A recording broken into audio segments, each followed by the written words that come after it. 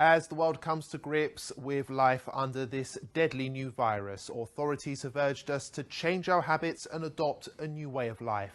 This you already know, but what might surprise you is that your new lifestyle is an Islamic one.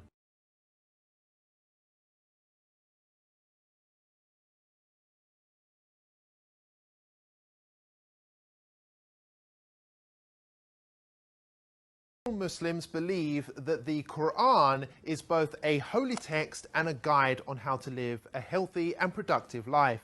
Nearly all of Muslims' daily activities, whether that be praying, fasting, or the clothes they wear, have been recommended in the Quran or by the Holy Prophet Muhammad. And for years, many of these practices have been ridiculed by non-Muslims who accuse them of being backwards, weird, or straight up offensive. But now, whether you like it or not, we all have to behave like a Muslim.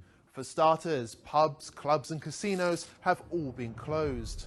In some cases, medical experts urged for a complete halt on alcohol consumption because it makes the virus worse, prompting some countries to ban its sale outright. People are prioritizing hygiene and washing more regularly throughout the day, just as Muslims wash before their 5 daily prayers. It's even become socially acceptable not to shake hands, a typical Muslim practice between men and women, which was often branded insulting in Western culture.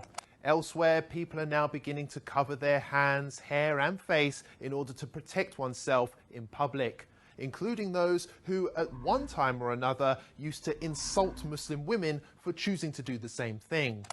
Well, it's this way. You know, you can use a scarf. A scarf is, everybody, a lot of people have scarves, and you can use a scarf. Scarf would be very good. And my feeling is if people want to do it, there's certainly no harm to it. I would say do it, but use a scarf if you want.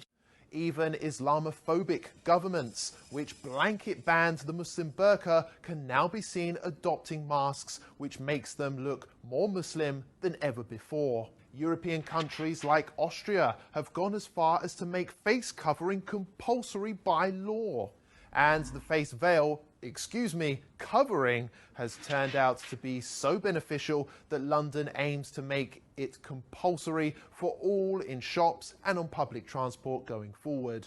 And there's more. On the economic front, interest rates have been slashed to near 0% in some cases, which is exactly what Islam teaches. Muslim families also self-isolated naturally for prayers and fasting during Ramadan for an entire month, while non-Muslims massed on British beaches.